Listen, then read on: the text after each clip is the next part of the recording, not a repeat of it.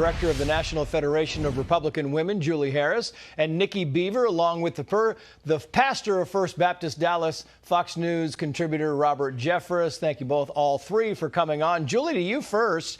I mean, it seems pretty clear if you listen to the president's speech tonight that abortion, they think this is going to be an effective topic for them in 2024. What would you say? Well, Trace, I would say that they think that women are one-issue voters, and that's not the case. We care about things such as the economy, inflation, and border security.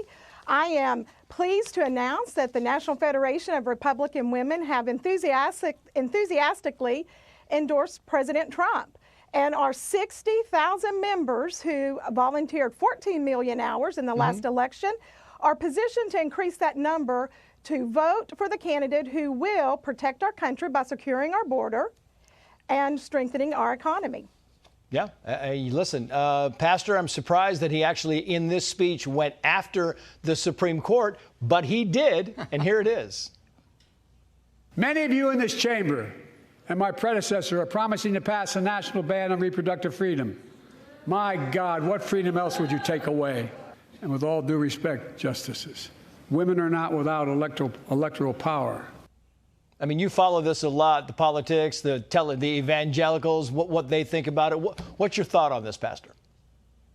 This is a winning issue for President Trump in November, and it was a winning issue in 2016. And I hope the president will do the same thing he did to Hillary Clinton in 2016 and point out that the Democrats would put no restrictions on abortion whatsoever. They believe in abortion for any reason. You don't like the gender of your baby, kill it. They believe in abortion at any stage, including up until the time the baby's in the birth canal of the mother. That means crushing a baby's skull, dismembering the baby's body. I mean, it's horrific. It's no different than what Hamas did in burning children alive. And yes, Trace, I'm saying it. When it comes to protecting children, there's no difference between Joe Biden, Kamala Harris, and Hamas. They're all barbarians. And that's a winning message for President Trump. Meantime, Nikki, in her response, Senator Katie Britt said the following. Watch. We want to give you and your children the opportunities to thrive. And we want families to grow. It's why we strongly support continued nationwide access to in vitro fertilization.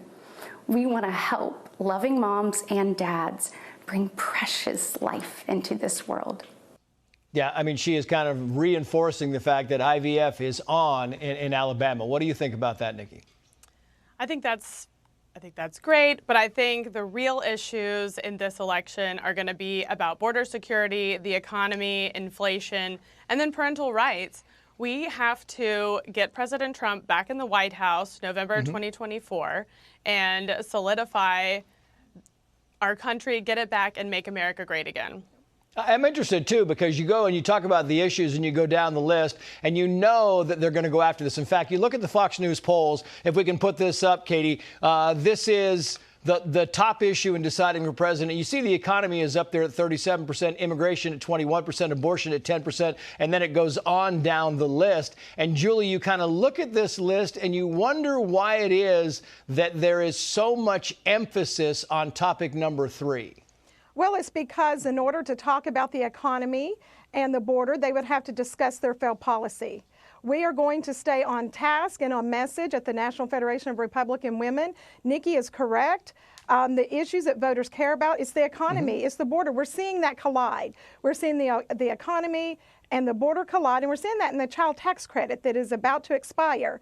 And there's a loophole in it, which has caused some Republicans to pause. But at the same time, there's no win. There's a victim either way you go, right? It's either the young families who don't get the child tax credit, or it's the economy of America if we give it with our crisis border. And I wonder, Pastor, if you would differ. Do you think the evangelicals have a different list? Do you think the economy, do you think it is in a different order, or would you pretty much think that's kind of where they are?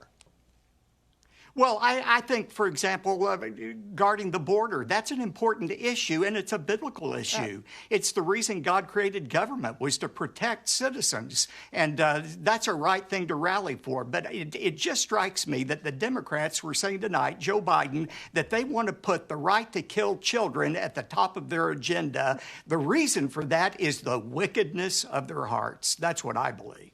Yeah, and it's interesting, Nikki, because you look at what we talked to Sheriff Mark Lamb about earlier. You talk about this, and President Biden still will not admit any fault in what's happening with these 10 million people crossing the border. He knows he could fix it tomorrow. He has executive authority, and he keeps pointing fingers. Your final thoughts?